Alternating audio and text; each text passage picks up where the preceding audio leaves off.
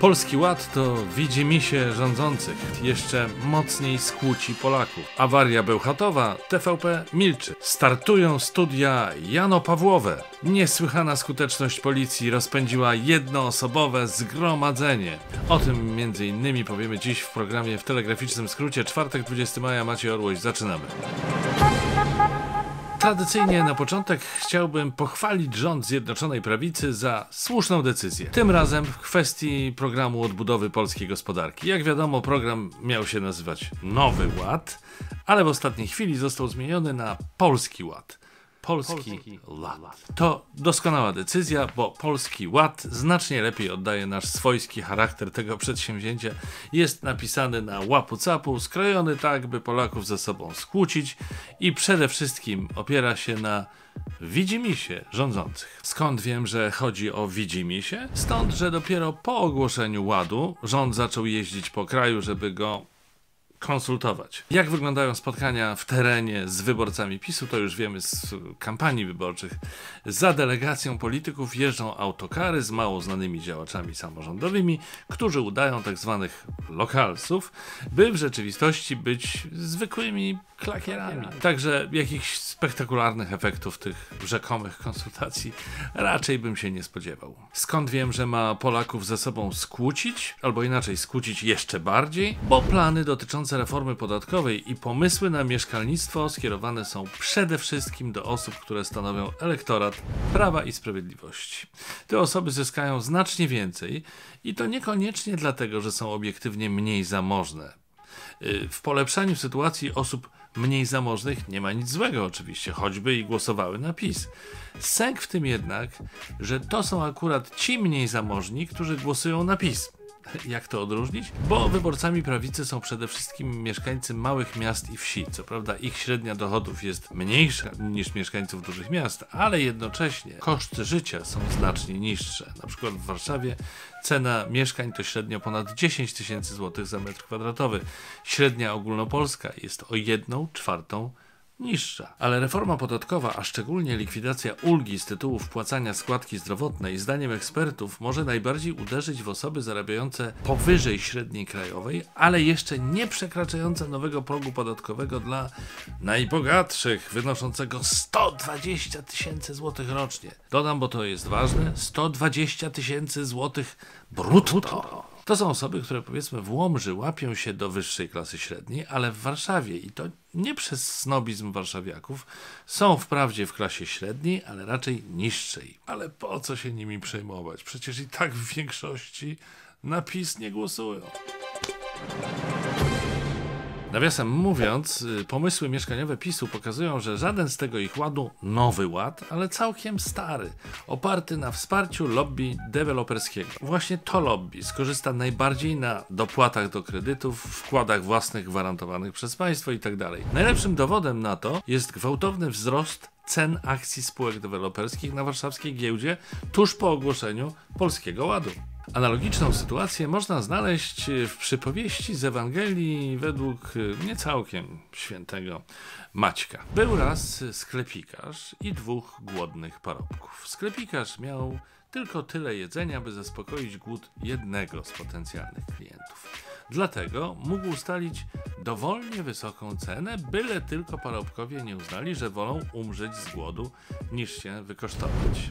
Aż przyszedł bankier Mateusz i powiedział parobkom: oto powiadam wam, ja tu z własnej kieszeni państwa wam dołożę do zakupów. Parobcy zakrzyknęli: o, dzięki ci hojny bankierze Mateuszu. A jeszcze głośniej zakrzyknął sklepikarz, jednocześnie po raz kolejny podnosząc cenę akurat o tyle, ile parobkom dołożył Mateusz. Jaki morał z tej przypowieści? Zamiast dokładać do kredytów, zwiększcie podaż mieszkań, jego mać. Powiem wam zresztą, że moim zdaniem to z Mateusza Morawieckiego cały czas jest bankier, a nie premier.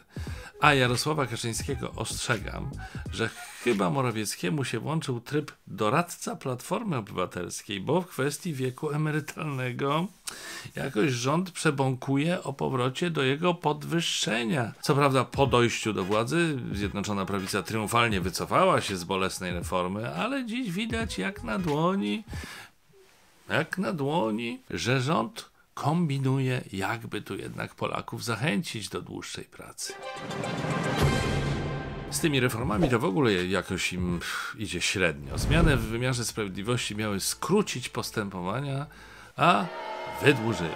Dekomunizacja dyplomacji miała zwiększyć nasze wpływy za granicą, a wszyscy nas znielubili. Powołanie mediów narodowych miało polepszyć jakość publicznych radia i telewizji, a po kilku latach okazuje się, że już więcej z nas nie ufa TVP niż darzy ją zaufanie. Weźcie tam do Nowogrodzkiej, się spotkajcie może jeszcze raz.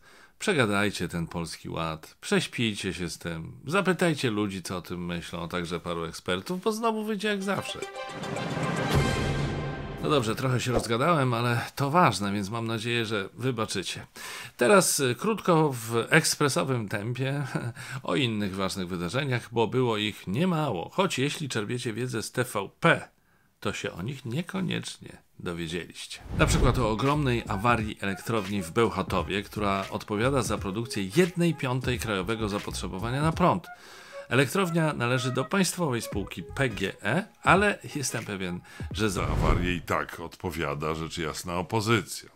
Błagam. Przy okazji na awarii postanowili skorzystać oszuści internetowi wyłudzający dane osobowe. Spamerzy rozsyłali fałszywą wiadomość od pełnomocnika ministra obrony narodowej do spraw utworzenia wojsk obrony cyberprzestrzeni pod tytułem "Zostałeś powołany do cyberwojska. Nie jesteśmy w stanie poradzić sobie sami, dlatego zdecydowałem się powołać specjalistów z sektora prywatnego, co do których posiadamy informacje, że są ekspertami w dziedzinie informatyki i cyberbezpieczeństwa", pisał fałszywy generał Molenda. To znaczy generał jest prawdziwy, ale mail był fałszywy. Zawierał link do formularza, dzięki któremu oszuści zbierali dane wrażliwe swoich ofiar. A ja zachęcam, i nie ma w tym żadnego oszustwa, do zgłaszania się na ochotnika do oddziałów WTS na YouTubie, subskrybując mój kanał, na Facebooku zostając fanem mojego fanpage'a, a już najlepiej to na Patronite zostając patronem w telegraficznym skrócie.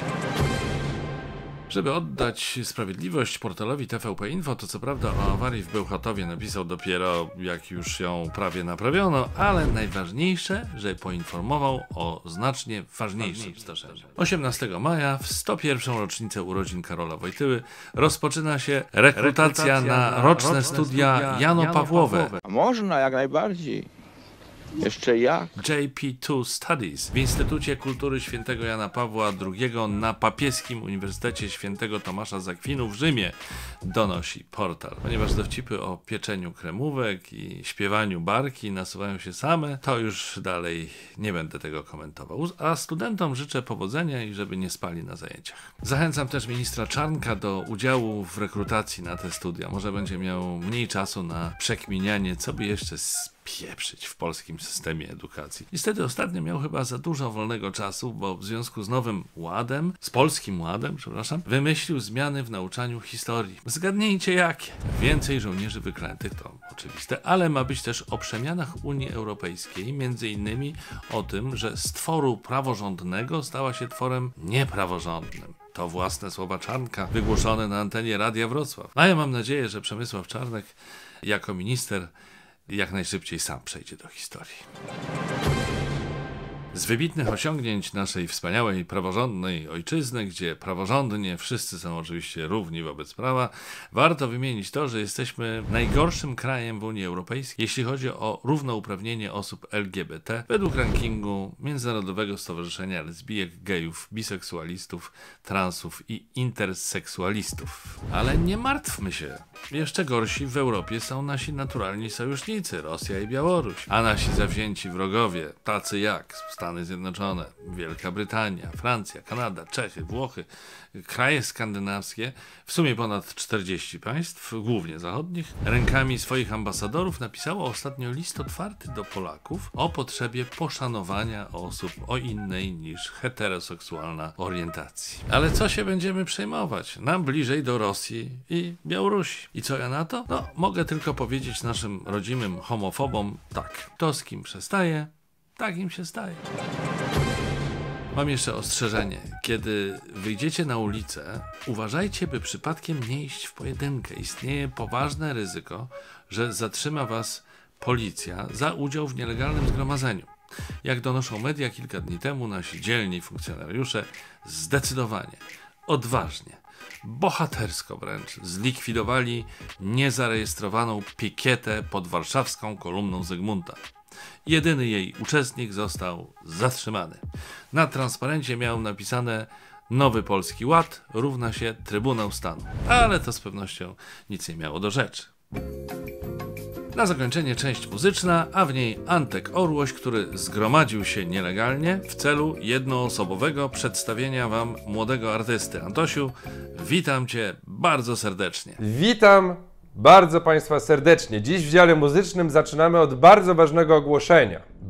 Ale to bardzo uprasza się Państwa, abyście przesyłając mi swoje utwory pamiętali, aby upewnić się, że zacytowanie fragmentu waszego klipu WTS nie spowoduje zablokowania całego odcinka poprzez naruszenie praw autorskich. To trzeba tam sprawdzić gdzieś na YouTubie, odblokować specjalnie dla WTS-u i bardzo o to proszę. A dlaczego? Dlatego, że naprawdę bardzo mi zależy na prezentowaniu waszej twórczości tutaj w programie i to jest dla mnie bardzo ważne i mówię to zupełnie poważnie i szczerze. A teraz czas na fragment muzyczny, czyli przed Państwem utwór Pandemia i Pani Kara. To bardzo na czasie utwór i nazwa bardzo zabawna. Rozumiecie, że jest pandemia, ale można to przeczytać też jako pandemia. Genialne. Pandemia i pani kara, toksyczna, lecz jakże dobrana para. Razem toczą się przez świat, siejąc zamęt i strach. Każdy czeka i się łudzi, że w końcu im się znudzi.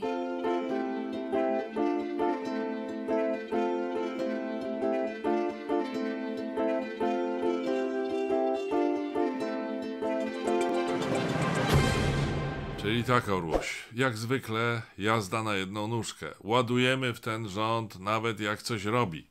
Coś robi źle. Nic nie robi źle. Robi źle? Źle. Robi coś dobrze? Też źle. Malkontent z pana, panie Orłoś. Wiecznie niezadowolony. Wiecznie na nie. No. Szkoda gadać. No to już niech pan nie gada, bo szkoda słuchać. Do widzenia. A kolejny WTS już w niedzielę. I znowu będzie narzekanie, tak?